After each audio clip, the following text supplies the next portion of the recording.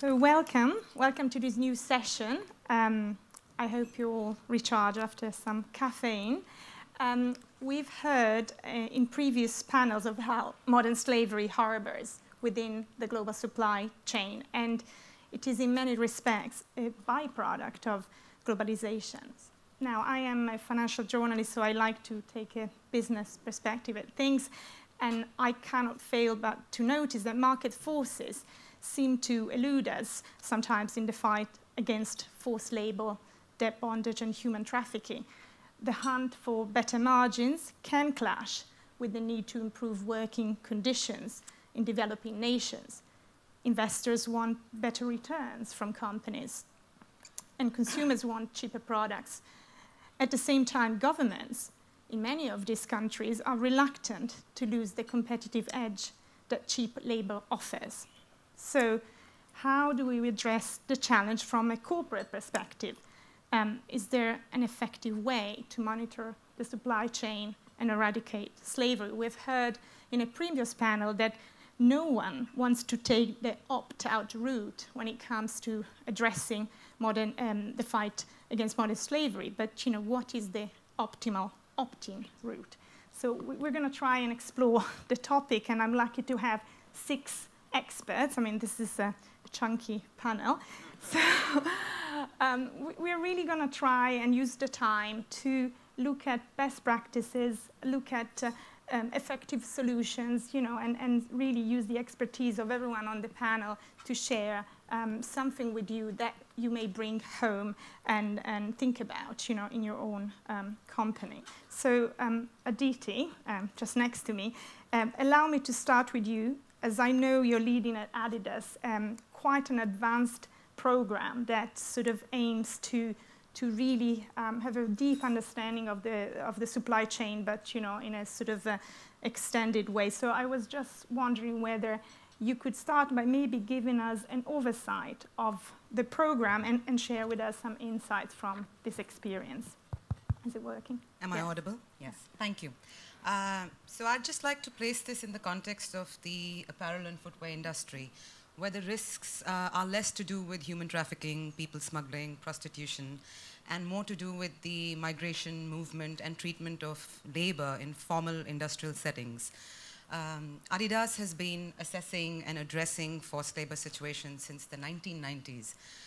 So that places us in a favorable position where we have extensive experience in dealing with these egregious issues.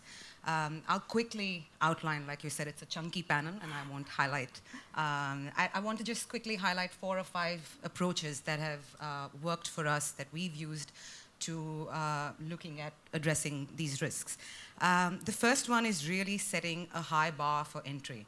So in the pre-screening of new suppliers, we deploy very critical compliance criteria and weed out suppliers that are not compliant. We have something called zero tolerance issues, which are issues around debt bondage, where we find prison labor, child labor, and those suppliers are immediately disqualified from further considerations.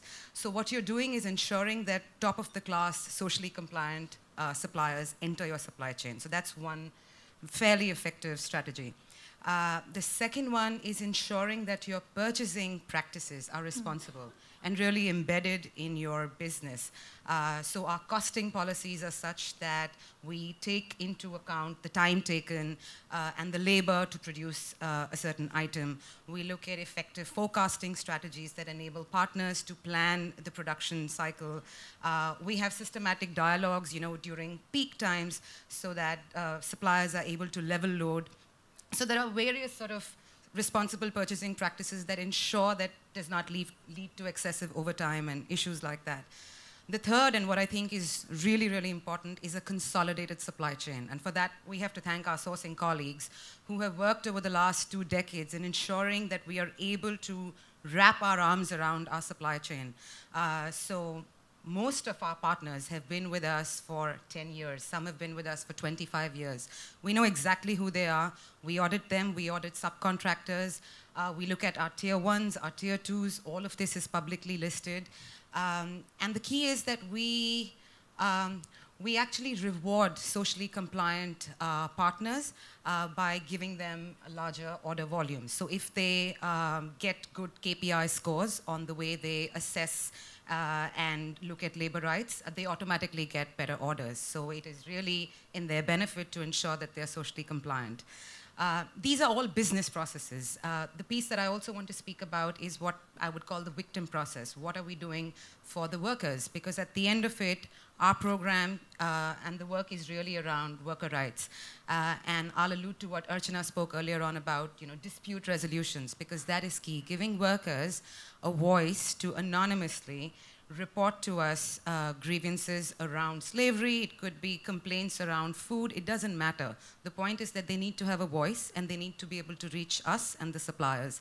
And so we run these grievance programs to ensure workers have a voice, which is also complemented by independent third-party mechanisms. So anyone, including anyone here, who finds a breach in our workplace standards can actually bring a complaint to Adidas, and we will investigate it, and then at the end of the year, put it up on our website and say how many cases were brought to us and what was the status. So really, to conclude, there is no one-size-fits-all. It depends on what tier of the supply chain you're looking at, the complexities therein, and then tailoring solutions for that. So those are the things that have worked. Thank you, Aditi. I mean, obviously there will be some follow-up questions, on some of the point, and I'm sure, everyone probably wants to say something. But before maybe going to the follow-up, I wanted to sort of give the floor to Grant, because you work in a different kind of industry. I mean, it's gaming and entertainment. I mean, often when we look at modern slavery and forced labor issues, we associate those problems with the manufacturing industry. But I know you are quite active in the field as well, so I was wondering whether you can share your perspective and tell us of the particular challenges you're facing. Sure, thank you. Well, I think it's quite clear that the manufacturing sector has, for probably 2 decades, been challenged. And now we find tourism, leisure, hospitality is generating more jobs globally than probably any other, and it's becoming something that is an opportunity to take people out of poverty. But in doing so, I think we've got to be much more mindful, because I think this notion of the goodness we can bring is also opportunities for people to mask some of the less tasteful things. And I obviously need to start by making a confession here. I've always struggled with how do we become active in this sector. And I have to say that it's all down to a very pugnacious nun. Sister Juliana, who's been in Macau and has been running the House of Good Shepherd, which is basically a home that's been providing support for women, girls, and others who have obviously found themselves in difficult situations in Macau. And I think if I say Macau in this room, everyone goes, "Oh, I know what you mean." But Macau is transforming, and we, as large corporations, are coming into that city. And it's somewhat quite easy to slip into the system, because you kept on being told, don't rock the boat, don't rock the boat. And through Sister Juliana, and then when Matt came over and started our corporate engagement, we started to identify a pathway. And that pathway really is in three phases, or 3 components for us. And that is our own people, that is the people that we're recruiting. We will, this time next year, we'll have 10,000 employees, of which nearly 3,000 will be non-local employees.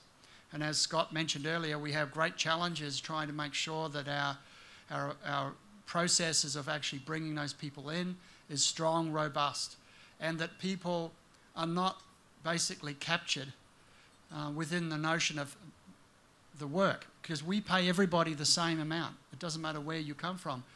But obviously there's other people who want to put their hand into their salaries. And so if you were obviously working in the country of origin and you were getting, say, $1,000 and you're coming to us and you're getting, say, that's 2,000, you actually probably wouldn't think it was a bad thing to give half of it, 500 away. You'd think that's quite legitimate. Well, no, it's wrong. So what we need to obviously do is mindful for our own people first. The second is supply chain. But for us, that's really inputs. The challenge for us is that supply chain is not so much a competitive advantage or disadvantage. It's actually continuity and quality of supply.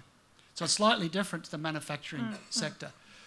The challenge for us now, though, is to try and create collectives so that we all can buy in, and in a similar way that you benefit certain suppliers because they are good, what we need to do as an industry is give them the economies of scale that actually allows them to compete with those who use cheap labour. Because at the end of the day, as we've heard, this is business. And so what we've got to do as industry, and our industry and supply chain, particularly food and food services, and all those things that make up our purchases, is to make sure that those businesses operate ethically, and that we need to support them so they can get the price advantage by economies of scale. And hopefully that will lead us. That is the area that we're really now starting to work out how do we do it in Macau. I have to say the journey is just beginning. It's been an enlightenment today because I now need to tap into the network that's coming here. And that's really the third phase for us now. We recognise we can't do it on our own. There's so much knowledge in this room. There's so much capability in this room. Those of us who want to do the right thing actually need to do it together because it becomes a force multiplier.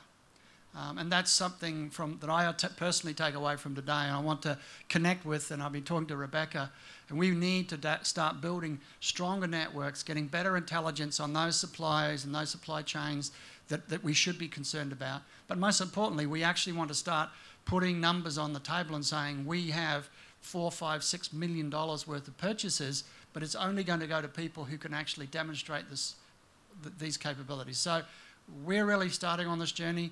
We're starting on a development program. We in our organisation are trying to demonstrate that there is a better way to do it. Then we need to bring in our colleagues, and the way we bring them in is we give them a financial and economic advantage, but also a moral and social advantage. So that's sort of the tourism industry.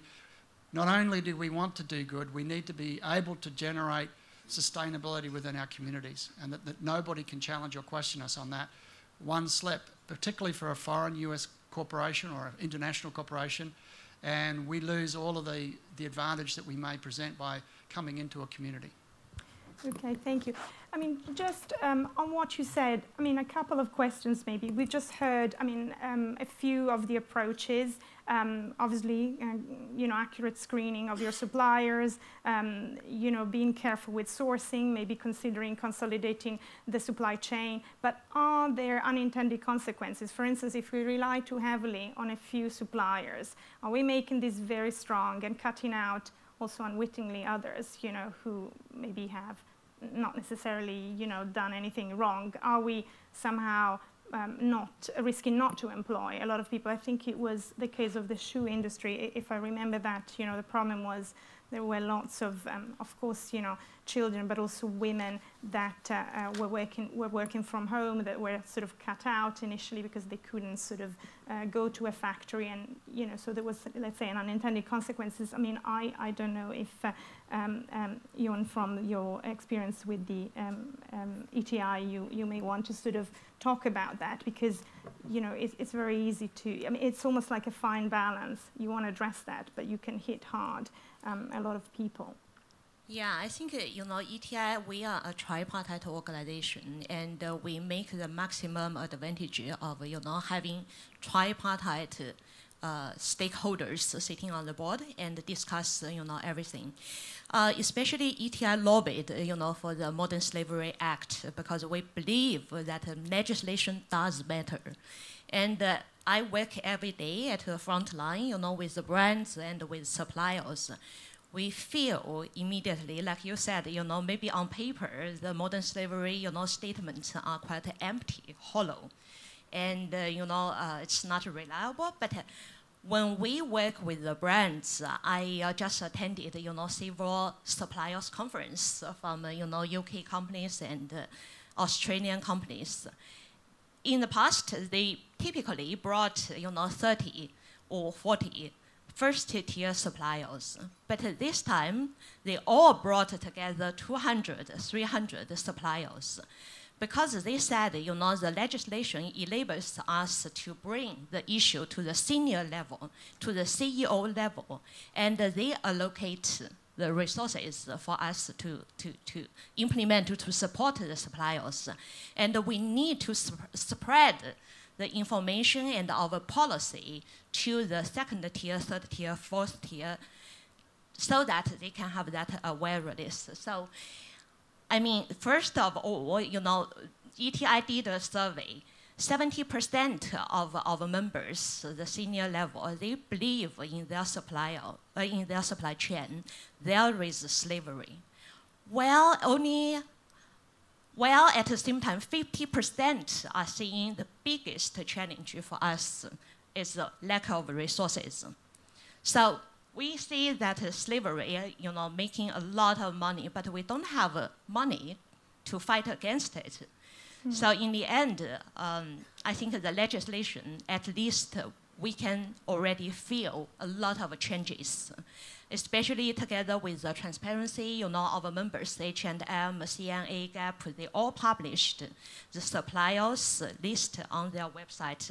And I think that is just a beginning, that other stakeholders, they can take that step to challenge the corporate members, to challenge the business.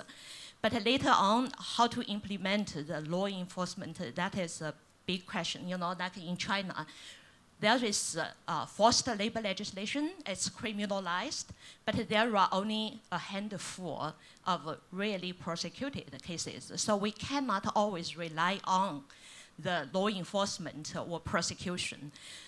Especially in manufacturing sector, we can see a wide range of practices.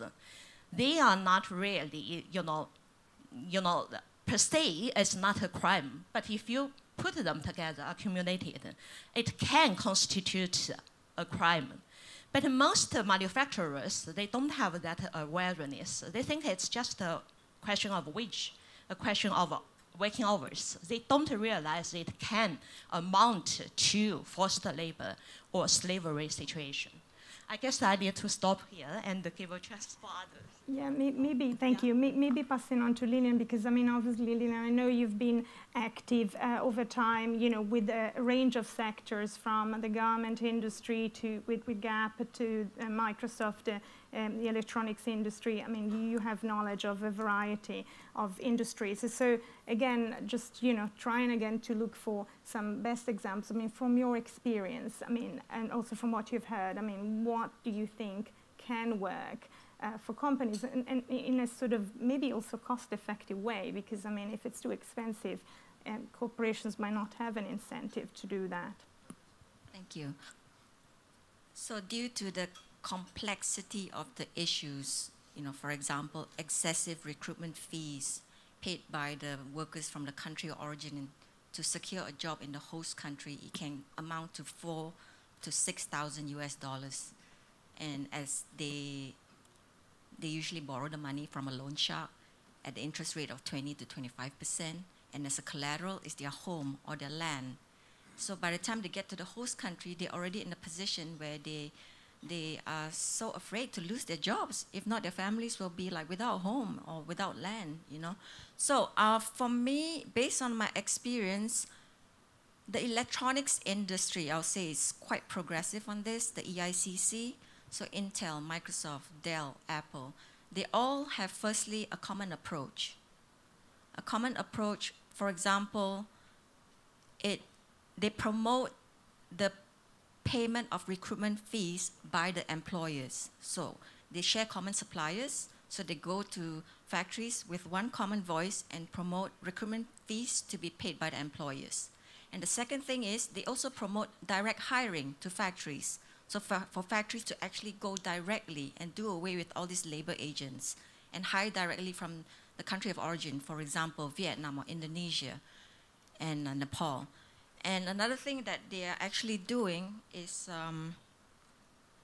they conduct special audits, because the audits that brands conduct, which we call social audits, is not sufficient to look into the issues. And I was one of the first to actually audit into the working and living conditions for foreign migrant workers, and I wouldn't call it an audit. It's actually an investigation.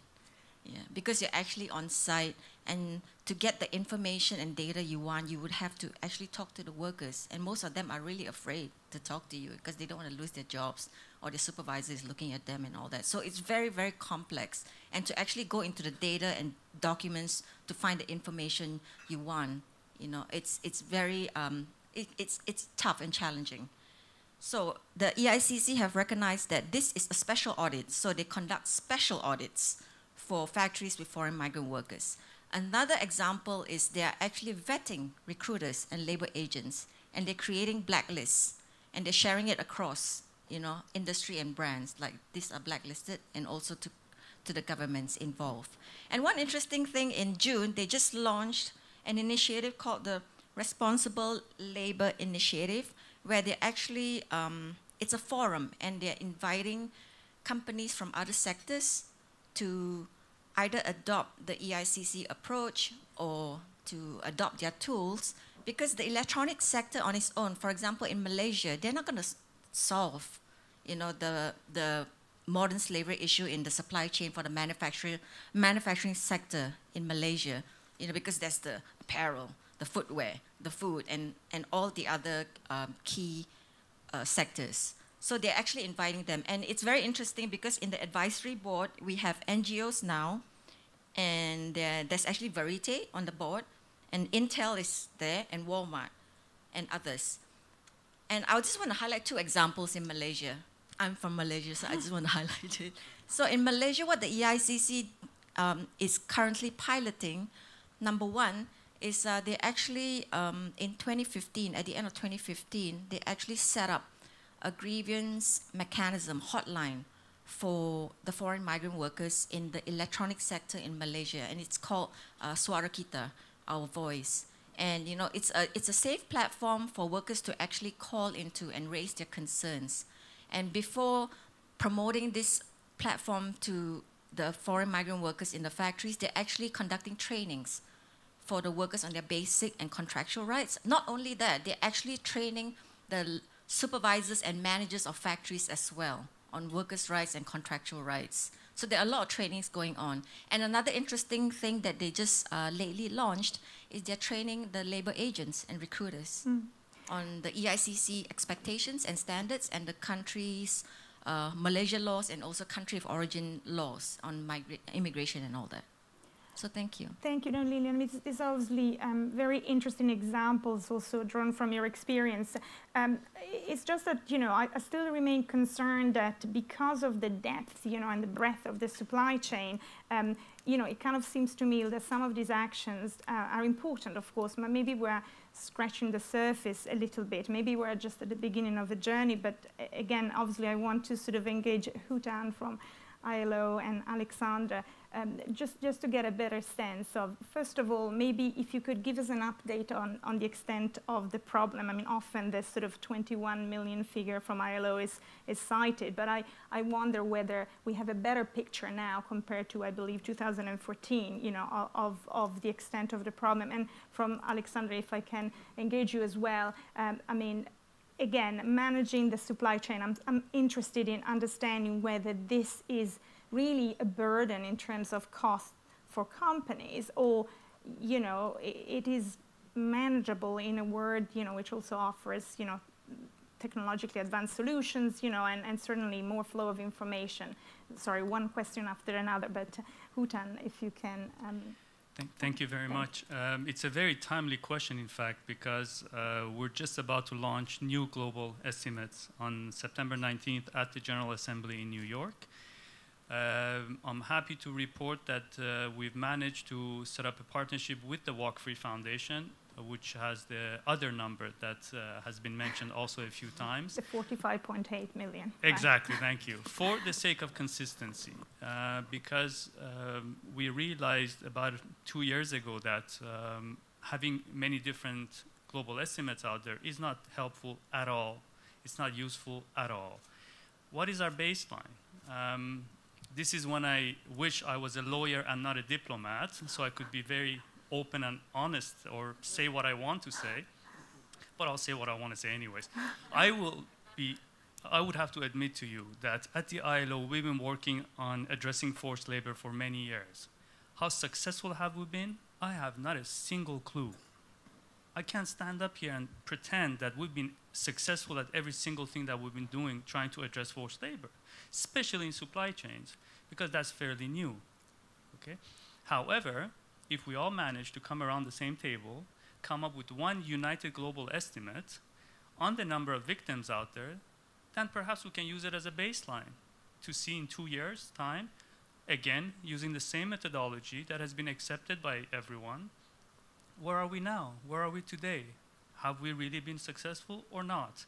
So that's why we're hoping to really use this as a baseline. And if you have taken a look at SDG target 8.7, which says we should eliminate child labor by 2025 and slavery, modern slavery, human trafficking by 2030, which is very ambitious, it doesn't have a specific target or a baseline because of the fact that the member states could not agree on which number to use as a baseline. So we're really hoping that we can contribute to that now, and that will be used as a baseline moving forward. Can you give us an idea whether the number you're going to give is going to increase or decrease? You know, are we completely, you know, off ball with the number that we're using? I mean, I'm not kind of asking you to reveal now a secret, but give us a sense of the direction of travel. Yeah, it's funny. You're the 30th person from last night since I landed asking that question. And I would love to be able to answer that question, but being unfortunately waiting for September 19th, I can't tell you. But I would like to ask the audience if you think the number is going to go up or go down. If you think it's going to go up, raise your hand. I think it's going to go up. The number's going to go up. Okay, so I would say maybe half-half out there. So let's see, September 19th in New York, UN General Assembly. I'll meet you there, and I'll tell you. We'll have to hold our breath until September 19th. Okay, thank you. Alexander. Yeah, just from a supply chain perspective, I think I think a lot of practitioners speak about educating suppliers, training suppliers, expecting higher standards, and I think the frustration for suppliers is very often nobody wants to pay for these higher standards. I think if you're in a supply chain, if you're only looking for the lowest possible price, and that's the only thing that matters, and that's the only thing that matters for your procurement professionals to get a promotion or to get a bonus, then your supply chain will always naturally be drawn into the lowest possible labor conditions. Yeah. And I think that's why we see so many sector-wide approaches that seem to be working really well. And so whether it's Adidas or hospitality in Macau, is if you gather together as a sector, that means there is no first mover disadvantage, that you're the only one who's paying to upskill your supply chain, and all your competitors are actually benefiting from accessing the same suppliers that are now of a better standard than before. And so it's not a surprise, I think, that we see industries like sportswear, where you have a relatively small number of premium brands dominating global buying power, where those are the industries where we see progress happening at the earliest. And it's probably going to be more of a challenge to get those sectors moving, where you have more of a fragmentation, where you have more medium-sized businesses dominating the sector, where individual companies wouldn't have that power in their supply chain to really improve conditions. Where I think then you need initiatives like this one to get them together and get around the table to make sure they're not undercutting each other. I just wonder, should we also educate shareholders? You know, is there enough shareholder awareness of this issue? I mean, obviously we have seen, big pension funds and, let's say, long-term players in the financial markets who are very active when it comes to environmental issues, and they want to invest in companies that, are sort of having a sound environmental policy. I mean, are you engaging, I'm talking again maybe to the corporate side, but also the NGO, are you hearing more? Are they raising these questions, when they talk to corporates? Because if they're not, the pressure will still be on to have higher returns, and higher margins. Who wants to take this one? Just jump in. So we can. I think the finance sector plays a hugely important role as an investor. Every business relies on finance, on capital, and so it's a key raw material for any business. We saw a lot of movement from the insurance sector, who obviously insure most supply chains against disruption. And so they want to know more about that supply chain so they can anticipate the disruption risk. And that seems to be pushing a lot more companies into actually understanding who their second, third, fourth tier suppliers even are, because otherwise they would have to pay a higher premium, and they don't want to do that. I would make one other point though. Investors are looking for maximum return. So my observation would be in any sector, if there is an operator that's performing significantly higher than the industry norms, working on the principle that industry competency is equal, if it's too good to be true, it probably is. And so I think one of the bigger challenges that we need to do for some of the big pension funds and mutual funds is to be looking at not looking for excessive returns, but looking at fair returns, because I think that's what the industry needs to be looking at too. So if companies are put under huge pressure because there's an outlier that has certain business practices that are inconsistent with the industry, but they're the ones that are darling of the investment community, that's not a positive thing. So to the extent of shareholder activism, sustainability investment groups, everything like that, I think actually what needs to happen is people need to have a more realistic assessment on what fair return on investments really are. Now, clearly my shareholders want highest returns and I'll work hard for that, but likewise it's within an acceptable range of performance. Yes, Houtan. Just to add one thing, it's very interesting because I don't remember, one of the speakers earlier mentioned this, the change in the discourse from the business community has been fascinating to watch. When I started to deal with the forced labor issue about 8 years ago, also on the private sector engagement focal point of the program, and I went around knocking on companies' doors, and they all said, we're more than happy to welcome you to our offices to talk behind closed doors.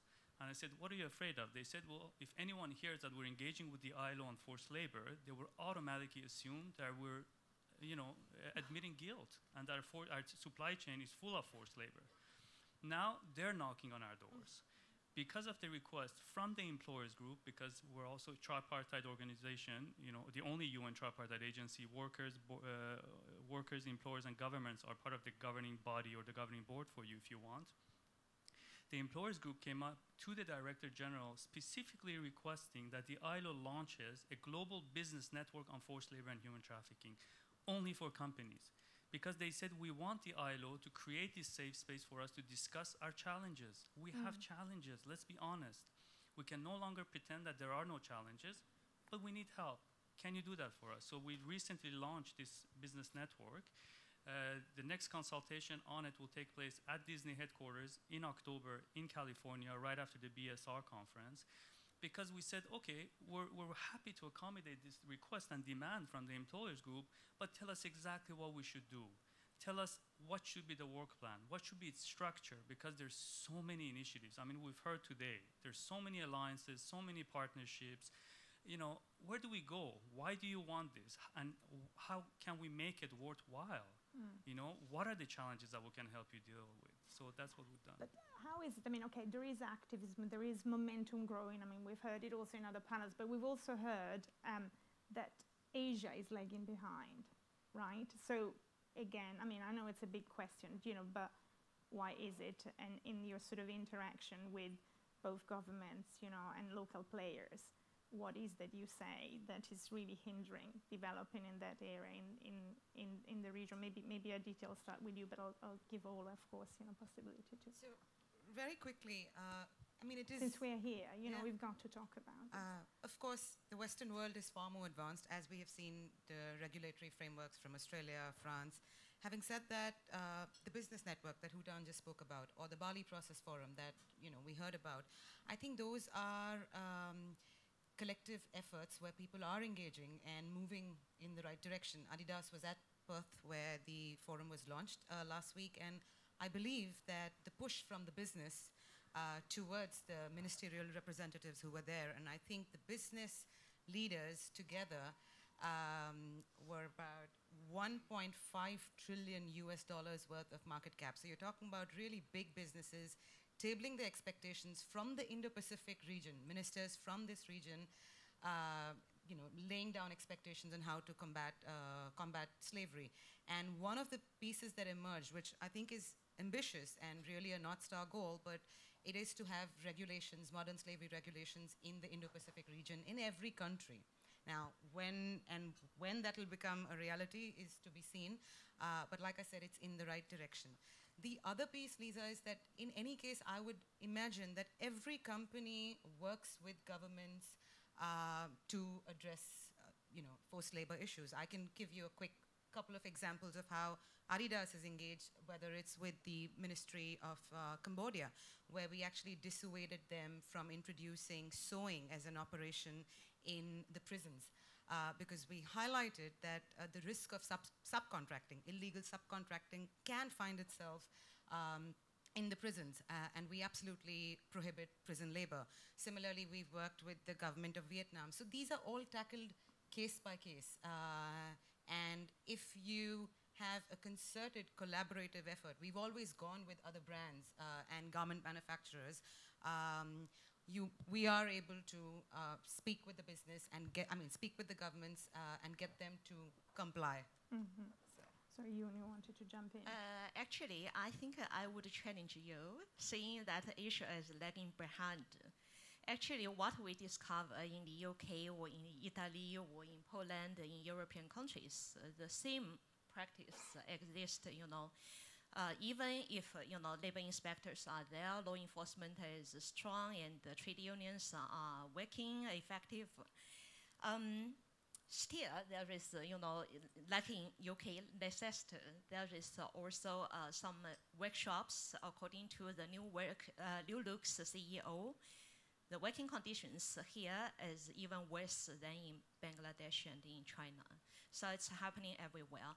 For us, I think, the most effective way is really educate stakeholders, educate the workers. In many prosecutions, I don't know how many cases are the victims who came to the law enforcement. Very few. Most cases are journalists, NGOs, laborers, other people who come to ask for help. It certainly helps. The workers' grievance mechanism is very important, and encourage the workers to come up themselves. And educate the suppliers, yes, that is what we do in China. The social auditing doesn't work. It's a consensus. Everybody acknowledges that. And we need to educate the suppliers.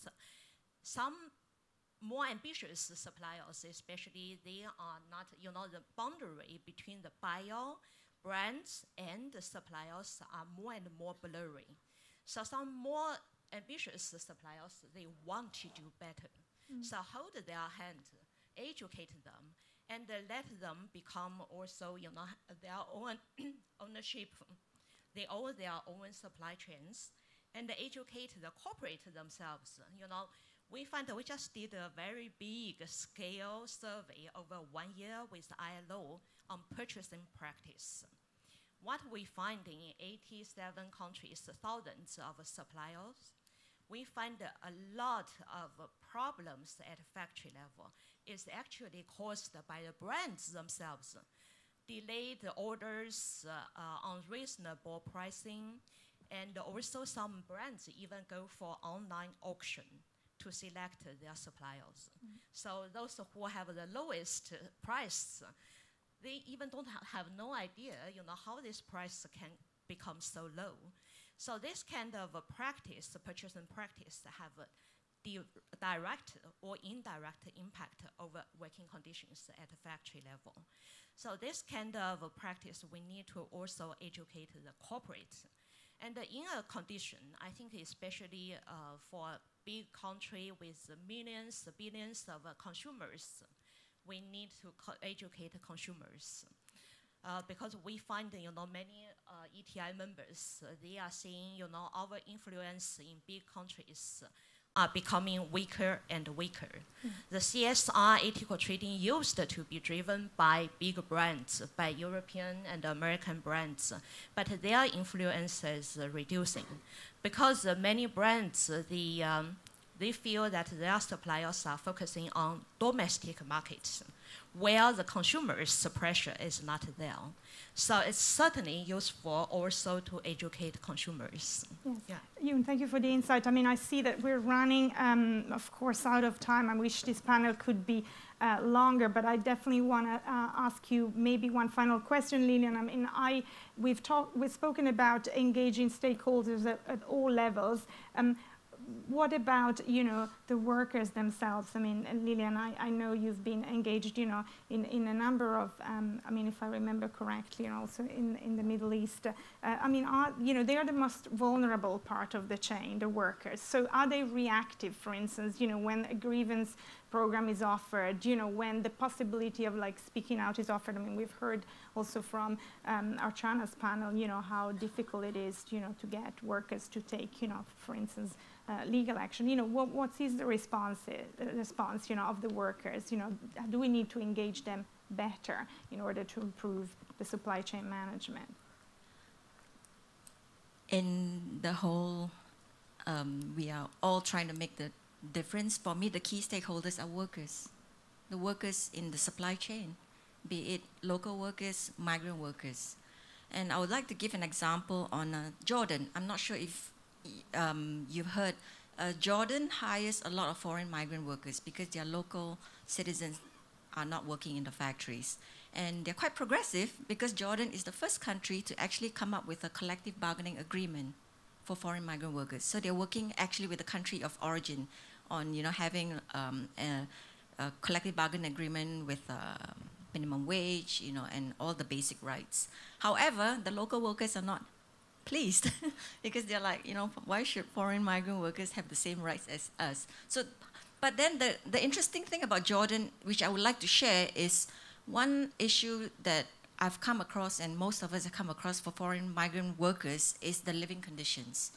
It's really atrocious at times. And in Jordan, even though they have a collective bargaining agreement, the systemic issue on the living conditions, it's something that, global leading brands now are working together informally, together with the ILO, to address this with the factories. Their bed bugs, safety issues, fire safety, electrical issues, lack of ventilation, I mean, all the issues that you can think of. So that is just an example. And also, like Malaysia, I said, to set up a platform for the workers. And I think at the end of the day, the most important thing is how do we educate migrant workers from the point of origin, from their village, on their basic and contractual rights? How do we get there? Perhaps technology. I think Matt has mentioned that before. Panel. Yeah, that's for the next panel, Perhaps we use technology. Okay. Yeah. Well, thank you very much again. It kind of feels that, we've just briefly touched. I mean, this is an immense topic, but thank you for the useful insight. We've definitely learned something more about supply chain management today. So thank you. Thank you, everyone.